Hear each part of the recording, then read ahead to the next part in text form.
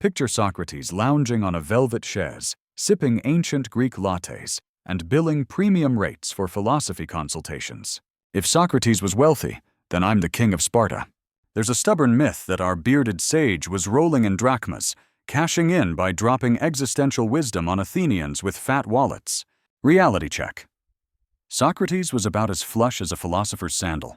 Born to a stonemason and a midwife, Socrates wasn't exactly Athens' answer to Bill Gates.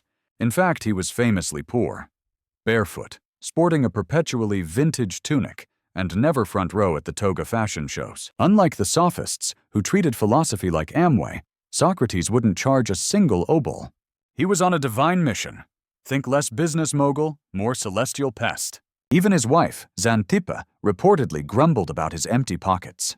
So if he was cashing in those TED Talk fees, his accounting, like his sandals, needed serious repair. The only reward Socrates got for his life of freethinking was a hemlock cocktail. Talk about the worst retirement plan in history. Despite Socrates' unique approach, it's a myth that all Greek philosophers agreed on everything. Imagine a world where every philosopher held hands, sang kumbaya, and nodded vigorously at each other's every word. Charming, right? That's how some folks picture ancient Greek philosophy, a toga-clad book club where the only conflict was running out of olives. But here's the spicy truth. Greek philosophers agreed about as often as cats do calculus. Plato insisted reality was just a dim shadow show flickering on a cave wall. Aristotle, gazing into his wine cup, argued, "Nope, what you see is what you get. Pass the feta." The Stoics preached emotional detachment, while the Epicureans planned their next vino and snacks party, urging everyone to chill out, Marcus.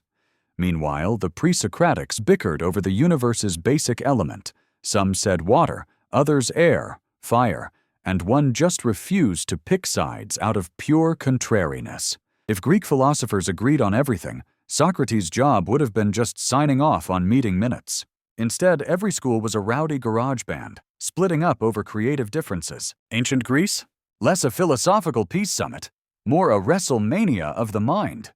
And if you showed them today's inspirational internet quotes, they'd finally find common ground, just to say, "That's not what I meant at all."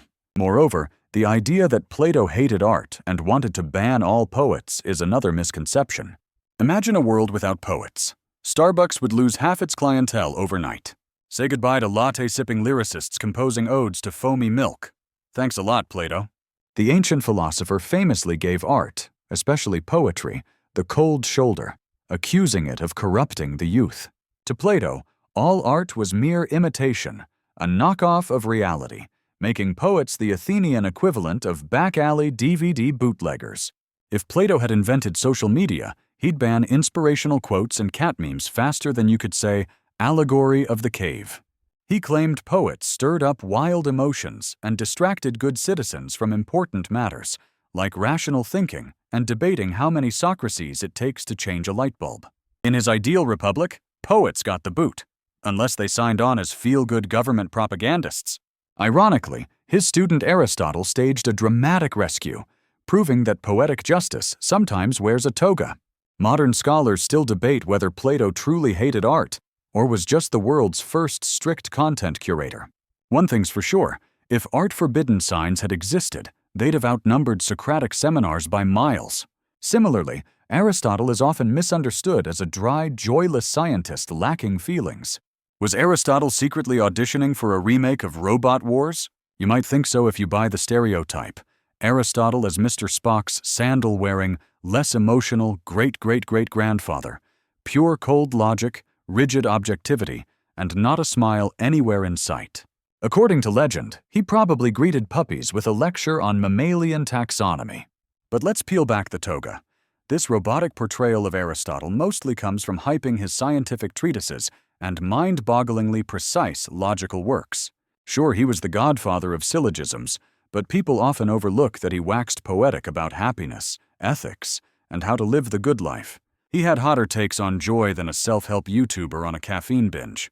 And come on, Alexander the Great didn't conquer half the known world under the tutelage of some joyless automaton. Aristotle wrote the original handbook on drama, tragedy, catharsis, the whole 9 yards, and raved passionately about friendship and pleasure. He didn't classify cheeses just for kicks. Though honestly, who doesn't love a good cheese chart? Sometimes, deep thinking just makes you look bored, especially if you're inventing everything except stand-up comedy. In addition, not all Greeks supported democracy like the Athenians did. Think all ancient Greeks were lounging in togas, voting like a cozy city council? Think again. The popular myth paints every city-state as a mini Athens, overflowing with democracy, snacks, and heated philosophical debates. Reality check. Athens was the outlier, not the prototype. Its democracy was about as common as a philosopher's six-pack. Most city-states preferred oligarchy or monarchy. Take Sparta, for example. Less polling station, more endless CrossFit boot camp. In Sparta, the only vote you cast was to approve your next grueling workout, which was mandatory, surprise, surprise. And don't romanticize Athenian democracy too much. Rule by the people. Only counted if you were male, adult, freeborn, and could grow a respectable beard. Women, slaves, and resident aliens? Not even a laminated voting card. Meanwhile, philosophers like Plato looked at popular rule and basically said, maybe don't hand the chariot reins to the whole circus. Ancient Greek politics? Less kumbaya, more relentless power struggle. If every city-state was Athens, Socrates would have run out of people to annoy. Now, let's sneak past the marble columns and uncover what really went down. It's also a myth that philosophers wandered around all day dressed in togas. Picture this. Ancient Greece, the land of olives, democracy, and philosophers who basically turned public squares into toga-themed raves. You might imagine Socrates and his crew reclining in spotless togas, dispensing wisdom between sips of suspiciously weak wine, a vision courtesy of one too many costume dramas, and possibly a frat party or two. But let's hit pause on the Hollywood remix. Did these Greek geniuses really strut around in Roman togas, their deep thoughts powered by superior linen? Time for a wardrobe reality check. Togas were pure Roman haute couture. The Greeks? They had their own vibe. Rocking chitons, think linen sundresses, himatians, fancy blankets with attitude, and sandals that said, less runway, more run amok. Philosophers dressed like everyday folks, unless you were Diogenes, the original minimalist who made potato sacks and barrel-living Athens' hottest trend. In short, true wisdom had no dress code, unless you count not tripping over your chiton as a philosophy. Plato at a toga party? Expect heated debates about the ideal bedsheet, not a surprise runway show. Contrary to popular belief, philosophy was not just a boys-only club. Imagine a secret society with a dress code demanding a beard, a toga, and a hearty disregard for women's opinions. Welcome to ancient philosophy. In classical Greece and Rome, mulling over life's mysteries was a mostly male hobby. Women in these circles were about as common as Wi-Fi. Back then, the only time women entered the forum was if they were carved out of marble. Serious public debate and formal education? Strictly no ladies allowed, lest, heaven forbid, the chat get too rational. Still, a few exceptional women did leave footprints. Hypatia of Alexandria dazzled with her math and logic, and Diotima of Mantinea gave Socrates a run for his money, though she might be Plato's fanciful invention. Society, meanwhile, largely decided women were too fragile for philosophy, a theory that aged about as gracefully as unrefrigerated milk. With male authors dominating the texts, we ended up with a skewed legacy, only now unearthing the wit and wisdom of those overlooked by the toga-clad old boys club. Furthermore, Epicureans were not simply party animals living for wine and cheese. Picture toga-clad philosophers swapping Socratic sparring for a seemingly endless charcuterie spread. Welcome to the wildly misunderstood world of the Epicureans. The spicy gossip through the ages? These guys were basically ancient frat bros, living for blowout feasts, flowing wine, and ragers that made Plato's symposia look like a toddler's tea party. But hold your olives. This is one of history's biggest misreads. The real deal? Epicureans were all about simple, sustainable pleasure. Think serene sunset with friends, rather than ancient keg stand. Their founder, Epicurus, was more into handing out self-help tips than party invites. He prized quiet company, calm minds, and managing anxiety over imported cheeses and marathon drinking sessions. Sure, food and drink made life sweeter, but only if tomorrow's headache didn't RSVP. If Epicureans had a motto, it might have been, eat, drink, and be wary. Their wildest indulgence? Maybe a sneaky second fig? So next time ancient philosophical debauchery pops into your head, remember, for these thinkers, partying meant mindful snacking. Quiet poetry reading optional, but encouraged. Likewise, Pythagoras was more than just a math geek obsessed with triangles. Think Pythagoras was just the original mathlete who dreamed in triangles? Think again. The image we all picture is a beardy genius furiously sketching right angles, unveiling the Pythagorean theorem, then kicking back in eternal Greek glory. Geometry conquered, thanks for playing. But the truth is, as surprising as finding out your favorite rock star secretly crunches numbers by day as a tax accountant, Pythagoras wasn't just a theorem factory. He founded a full-on cult, part math club, part philosophical retreat, with a dash of bizarre dietary rules. His followers believed numbers had supernatural powers. Imagine today's lottery addicts, but armed with liars and equations instead of scratch cards. And beans? Completely banned. Apparently, Pythagoras was history's least popular chili night guest. So next time you solve for x in a triangle, remember, behind that tidy equation was a whole crew. Let's call them the sine wave squad, bound by secrecy, harmony, and, unbelievably, strict legume avoidance. Now that's a real mathematical mystery.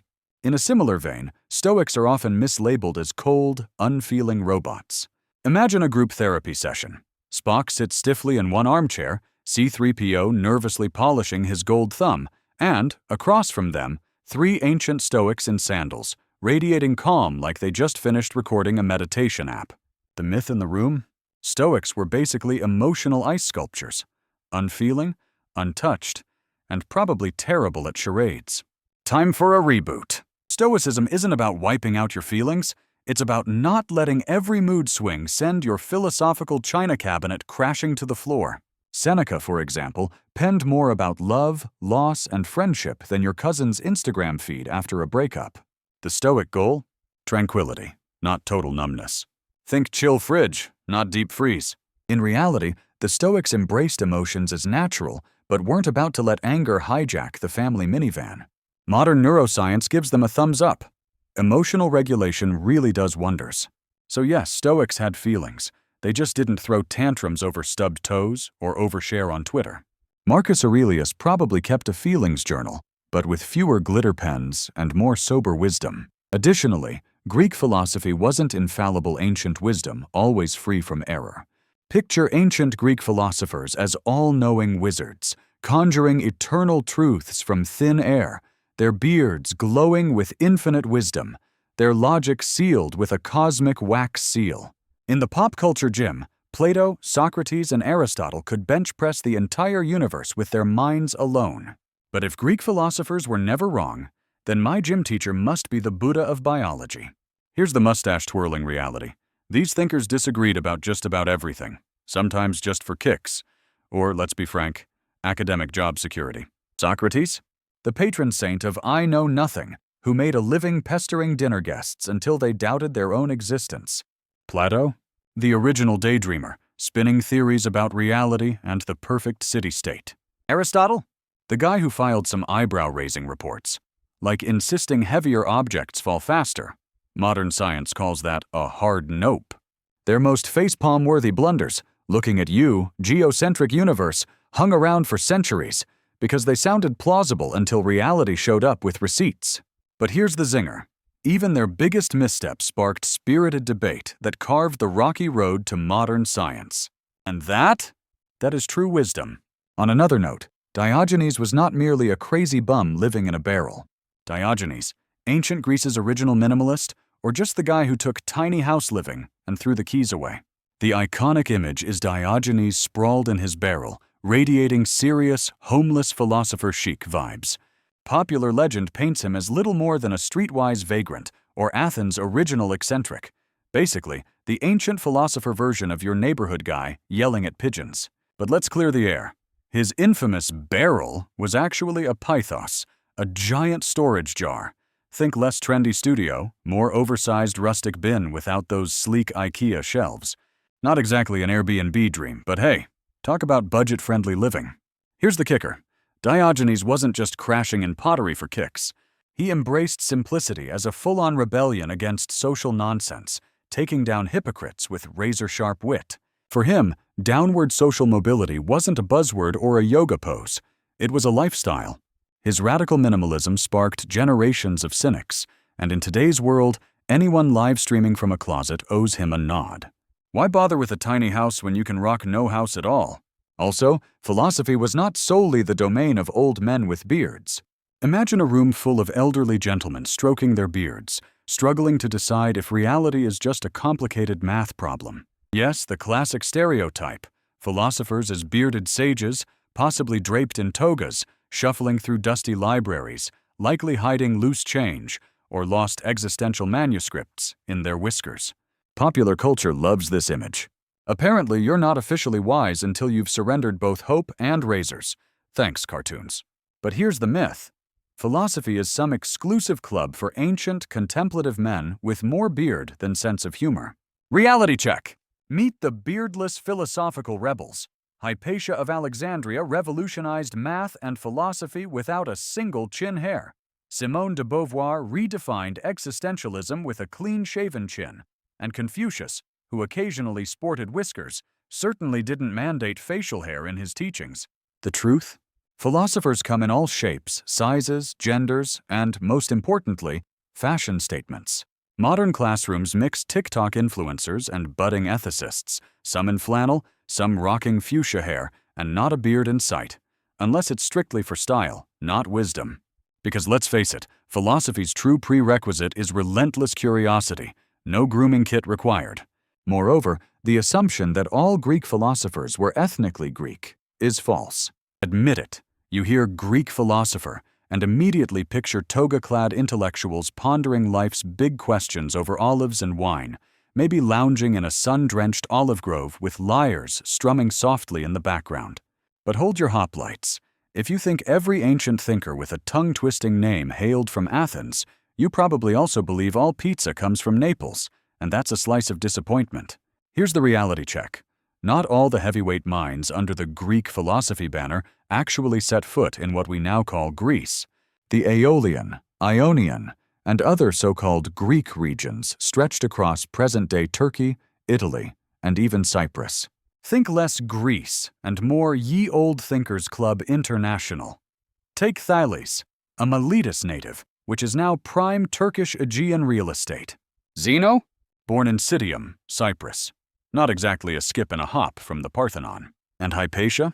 Ancient Egyptian. And gasp, not even a man. Philosophy didn't do borders. It did mental gymnastics across the Mediterranean. So if your local philosopher doesn't accept drachmas, trust, they're just from out of town. Similarly, skeptics didn't just doubt everything for fun without purpose. Picture Socrates at a party, grilling the punch bowl about its true essence. Was he just being difficult for sport? Nope. Ancient skeptics made that endless questioning a full-time gig. Unlike your friend who argues just to argue, Pyrrho and his crew genuinely believed certainty was like trying to catch smoke. Their motto? Doubt everything, even whether this party's real or if that toga's actually making you look wise. With such radical skepticism, debates fizzled before sparking. These philosophers didn't lose sleep over big questions. Pyrrho, for one, wasn't even sure if questions were supposed to be big. Their chill vibe came from suspending judgment. No dogma, no drama, just serene philosophical ambiguity. Ask if the glass is half full or half empty, and the skeptic shrugs. I doubt the glass even exists. Of course, their relentless doubting got tiresome. Even fellow skeptics wondered, can we be sure of anything, including skepticism itself? Yet by never letting philosophy grow stale, even if it sometimes drove folks crazy, they kept the punch bowl, and the party, endlessly intriguing. Finally, philosophy was deeply connected to science and daily life, contrary to the myth that it was separate. Imagine ancient philosophers tucked away, sipping wine and pontificating about reality while everyone else wrestled with laundry and leaky roofs.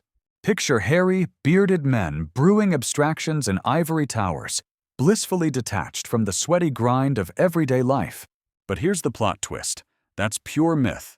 Philosophy back then was messier and a heck of a lot hands-on than we give it credit for.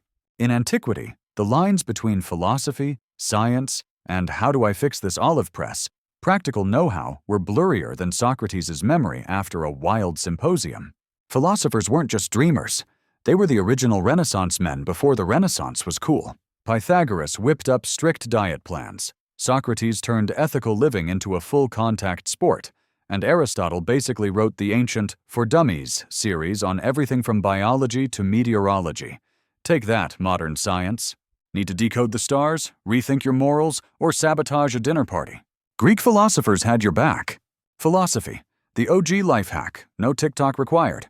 Ironically, the idea that philosophers are out of touch is newer than your last phone update. If they had LinkedIn, their job titles would spill off the papyrus scroll.